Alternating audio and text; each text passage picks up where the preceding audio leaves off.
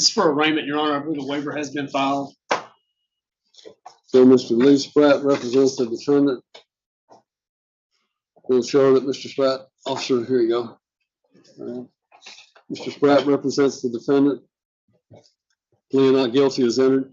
Do you wish a formal reading of the indictment? No formal reading, Judge. We waive. Reading of the indictment is waived. Enter a plea of not guilty. Status? Well, Judge, this has been going to Judge Lockhart Mash's docket. Right. So last day of plea will be 12/9. Last day to enter a plea. Judge Lockhart Mash does things a little differently. So she set you a final plea day of December the 9th. Trial date? Trial date of 12/11. December the 11th for trial. Thank you, Judge. Thank you. Docket number 15094, State versus Bobby Lee Kilburn. Ma'am, are you Bobby Lee Kilburn? If she's not Bobby Lee Kilburn, she needs to have a seat. Have a seat. Same deal, Judge. I believe Lee Spratt was appointed in sessions. If we could get an indigency order. Raise your right hand, Mr. Kilburn. You solemnly swear that the testimony I give shall be the truth, the whole truth, and nothing but the truth, so help you God. Yes, sir. I'm going to have you fill out an affidavit, and I'll determine whether or not you qualify for an attorney at this level. Fill that out under oath and come back to you later in the day and let you know whether or not you qualify for an attorney. If he does, we'll appoint Mr. Spratt. Thank you, Judge. On page 11, docket number 13678, State versus Russell, Kansas, Klein. That's Mr. Flanagan's case. We'll set it at 1 o'clock. Docket number 15095, State versus Jennifer Rebecca Kurznik.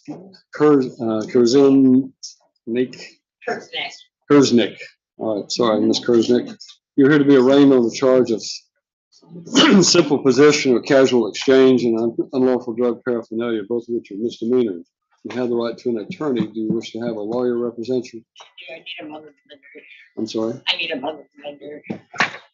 Need a what? Mother defender. I need someone to point to me. Raise your right hand. Let's place you under oath. You solemnly swear or affirm that the testimony I give shall be the truth, the whole truth, and nothing but the truth, so help you God. I do. Thank you.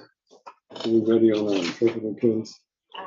Actually, this interpreter might kind of get hard to get up here, so we're going to get the two. Mr. White, I'm gonna bring this back. you'll just have to have a seat. Once you fill it out, he'll call you back up. All right. She needs a pen. There's one. Thank you. Basically, the situation is, as part of a sentence that Mr. Lancaster has in Dixon County, he's currently in an inpatient program at the Nashville Rescue Mission that is going to go through October. I do have a letter from them if the court wants, just verifying that. You can, let's just file it in the record, so that, file it in the clerk's file so that we have a record of it, so. But essentially, you know, he's doing really well in that program. But the thing about the restitution is that he's obviously not working right now. He has no means of paying any restitution. So I've spoken with General McLeod. I think we're both agreeable to setting it in October. Just allow him to get a job. And then I think we may be able to agree on restitution at that stage. And I'm certainly aware of the fact that he may have to extend his probation a little bit on the back end to pay this off. But I think that him completing this program will probably be in everyone's interest, as well as setting this restitution hearing after we have a decent idea of what his ability to pay will be. Which I understand what Mr. Spencer is saying. I think this was set to maybe hopefully reach an agreement as to restitution today. And I wasn't sure if we could get him on Zoom or not, but to even discuss it, I don't know if that's a possibility. I think maybe you could talk. I could certainly try to get him on Zoom if the court wants a second call. He's aware of everything and he's willing to appear. Well, he's in a rehab right now. Is he? That's correct. Not able to work because he's in a rehab. That's correct. So, question of restitution. How much is the restitution? It would be significant, tens of thousands of dollars. How much? Tens of thousands of dollars. It's a home improvement fraud case. Just establish the amount. Yeah, we understand that it may have to be set up on payments or something of that nature, but we were just trying to establish the amount owed today. Do you have a dollar figure that you believe is correct? I believe I do, and the victim is here today as well, I believe, and I was going to discuss with him to make sure we're all on the same page. Let's see if we can get him on Zoom and we'll do it after lunch, okay? Thank you. Get him at 1 o'clock. On similar charges, and we're just kind of passing this one to see what's going on with that in that state. Yes, Your Honor. I'm here on behalf of Ms. Honeycutt. She wanted me to let the court know that she has confirmed that he has now been sentenced in Pennsylvania. He is serving 18 months to 7 years, starting April 29th. So I don't know how long. 18 months to 7 years. That is the information I received. Yes, Your Honor. So he has been sentenced and he is in a penitentiary in Pennsylvania at this time. All right. You want to set this down for 18 months or 7 years? Which you, Judge, if we could do a little sooner than that. I think this is Mr. Hornet's case. If we would give us a date. But if we could go to. Is this is not one that I necessarily have to hear, is it? No.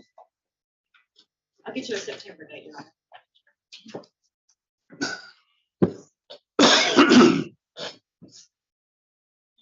9/16 or 9/30? 9/16 is Dr. Call. 9/16 is good. All right, we'll set it for September the 16th. And Ricardo, you're here to be arraigned on a charge of violation of probation. You have the right to an attorney. Do you wish to have a lawyer represent you? Yes, attorney appointed, please. You want one appointed? Yes. Raise your right hand. Let's place you under oath. You solemnly swear or affirm that the testimony I give in this case shall be the truth, the whole truth, and nothing but the truth, so help you God. Yes, ma'am. Thank you. You're going to fill that out and you're signing it under oath, so make sure it's accurate. We'll come back to you later in the day. Kenny, you're here to be arraigned on an indictment charging with a number of different offenses, including Schedule 1 possession of drugs for manufacturing, sale, or resale, evading arrest, reckless endangerment, DUI, open container, and falling too closely. You have the right to an attorney. Do you wish to have a lawyer? Yes. Are you planning on hiring a lawyer? Do you wish me to read this to you in open court, this indictment, or do you want to read it yourself? I'm sure we've waived the formal reading of the indictment. We'll let show an inner plea of not guilty. How long will it take you to hire a lawyer? So I've been speaking with the lawyer. He just wasn't able to come today. All right. He had court in Nashville today, so. Well, I'm going to give you a new date of July 15th for you to hire. That will be for your attorney status. So on that day, we'll have the judge determine whether or not you're able to hire a lawyer. Do you want to put another status date on it, General? Well, Your Honor, this one's going to go on Judge Lockhart Mash's docket, so I do that. All right. So let's go ahead. Let me have that back so I can write these dates on it for you. What's your final plea date? 12/9. And 12/16.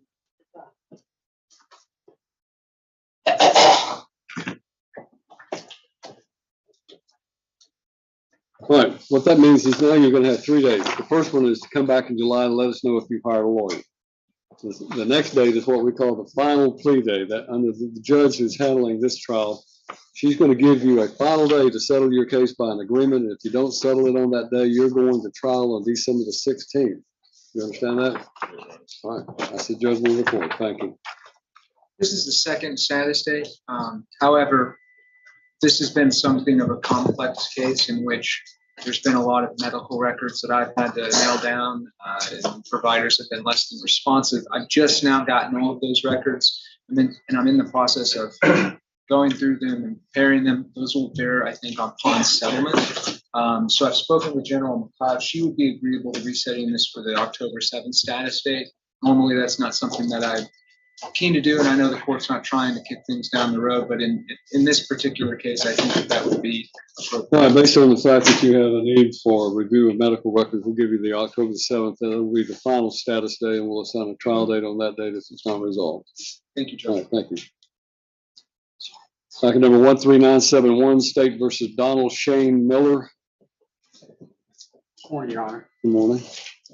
Your Honor, this is a motion on behalf of Mr. Miller to amend his conditions of community corrections based on the fact that Mr. Miller present that he pled to some violations of his state probation in front of Your Honor in December. He was admitted his violations, was reinstated and transferred to community corrections with some conditions. One of the portions of the violation was a DUI in which he got an interlock ignition device installed He also was given the condition that he have a SCRAM bracelet for a transdermal monitoring device under the statute. And he was found indigent by the court, ordered to pay a minimum $30 towards a total $200 to the provider for the device. Since that time, the provider has, I guess, learned that Humphreys County did not opt into that program for purposes of transdermal devices. And so Mr. Miller has laid out about $1,500 indigent.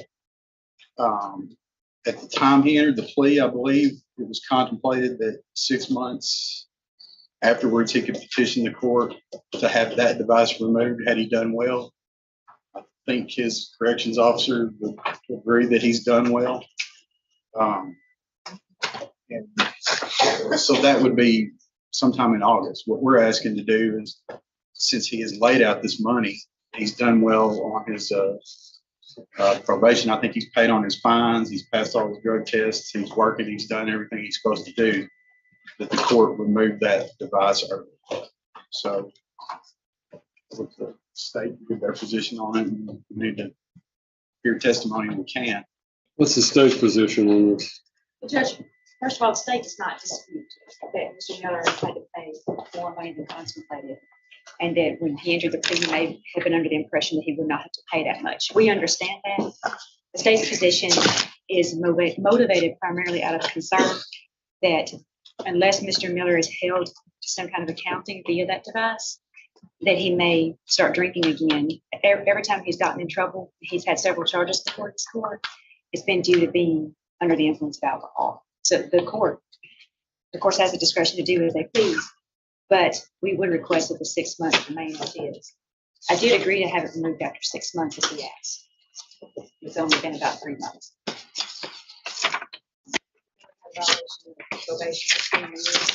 For an aggravated assault charge, and I agreed to put him on community corrections, and that's part of the consideration that he would wear that device. Just to add to that, Your Honor, I believe the indigency fund has been opted into for purposes of the SCRAM, which he would obviously. So this says he was, what I'm looking at on the plea agreement was that he had to wear the SCRAM monitor for 12 months. That's correct. And you're asking for him to be released from having to do that for 12 months. Well, Your Honor, it did say 12 months. On the record at the plea agreement, they said that after 6 months he may petition. And that. I don't see that anywhere. It is, it's on the docket. And Judge, I can state, the state did say, when we were talking about it, that after 6 months if he petitioned the court, I would consider agreeing to it that long. But as Your Honor knows, it hasn't been 6 months. It's been more like 3.5. Kind of feel like the agreement's not being honored by that side. Well, here's the problem. Mr. Miller was originally charged with attempted murder, Class A felony, attempted first-degree murder, and aggravated assault. That was the original charge against him.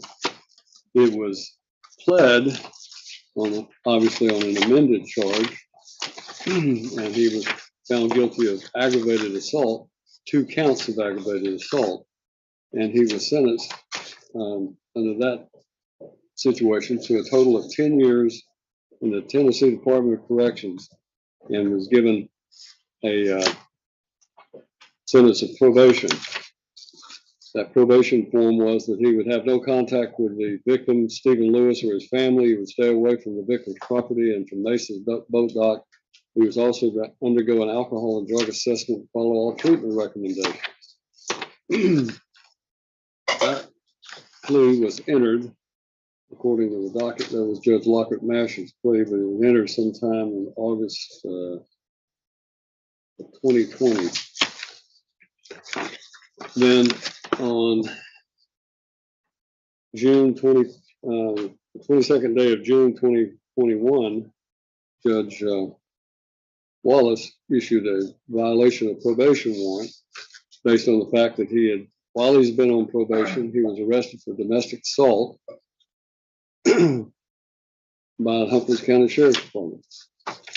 So he had a charge of charge of attempted first-degree murder and aggravated assault, pled down to aggravated assault. While he's on 10 years probation for aggravated assault, he gets arrested for domestic assault. And then there was an order of probation violation. Actually, there was a second violation of probation that was issued by Judge Lockhart Mash in February of 2024 that alleges that he was charged with DUI first and that he was also in an implied consent, and that violated the terms of his probation.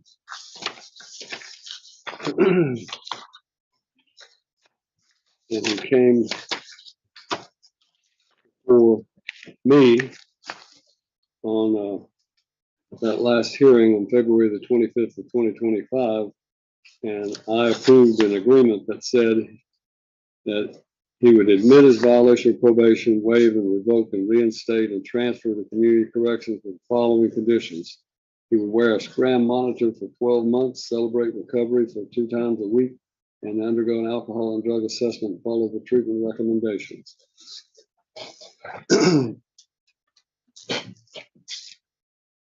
This case, Mr. Miller has had more than one break. He had the break of not being guilty of not being prosecuted for attempted first-degree murder. And instead of serving 10 years on the first violation of probation, he was given a second chance.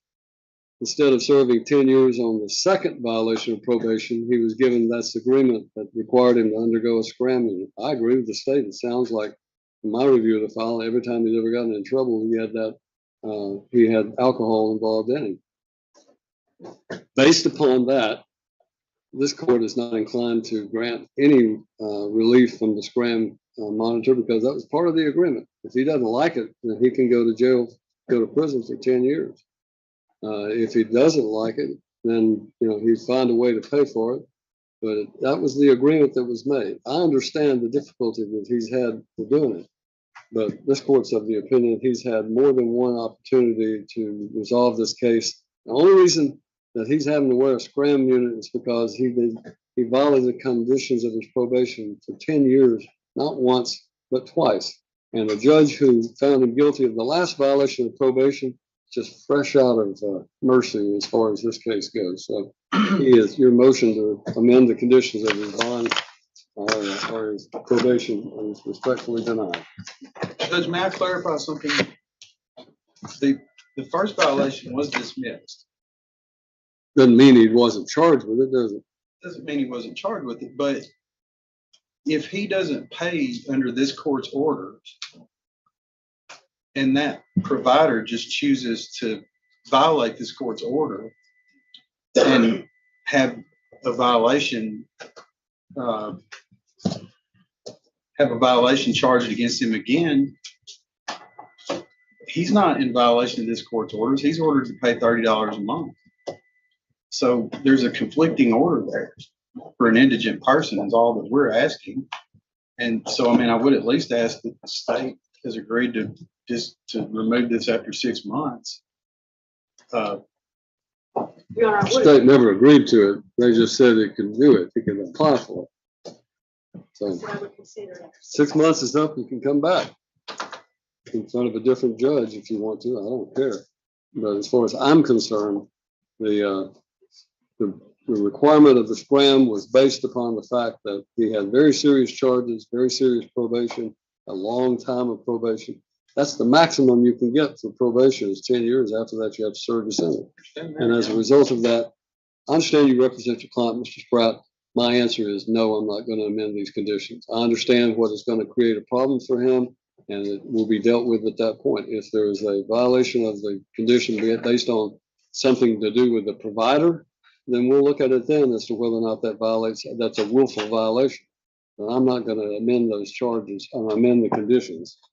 Judge, can we pass this second call? They made an offer on this. I need to talk to you about it. Put on the second call. Under 15047, State versus John H. Moore, Mr. Odle. Anybody seen Mr. Odle today? Your Honor, I spoke with Mr. Odle this morning. He has court over in Charlotte, and He wanted me to ask if we could move this to 10/7. We believe we probably have it resolved. When, 10/7. We believe we probably have it resolved. He just needs to talk to his client. October 7th will be the final status. All right, gentlemen, we need a trial date. Bishop Warren has it for status of 7/15 with this case. He did not give me a trial date, but I assumed it again. July 15th, we'll get you a trial date on that day. July 15th. Well, July 15th, yes. Thank you, Judge. Austin, you're here to be arraigned on the charge of probation violations. Alleged you were placed on probation for 11 months, 29 days on June the 5th, 2024, and that you have violated that probation by failing to pay restitution of $5,000 to Allison Emerson. And also because you have failed to pay the costs and fees. You understand you have the right to an attorney? Yes, sir. Why haven't you paid restitution? I got fired from my job back in December, and I've been working on getting disability ever since, because I have a tumor on my brain. So. All right, you understand you have a right to an attorney. Do you want a lawyer to represent you on this case? Yes, sir. Are you feeling like you can make this restitution if you had some time? Yes, sir. All right, we're going to arraign you and show that a plea of not guilty is entered. We're also going to set you for October the 7th to see where we are on the restitution. So I'm going to give you until October the 7th to try to get that restitution paid off. Okay, we'll come back to you then. Thank you. Thank you.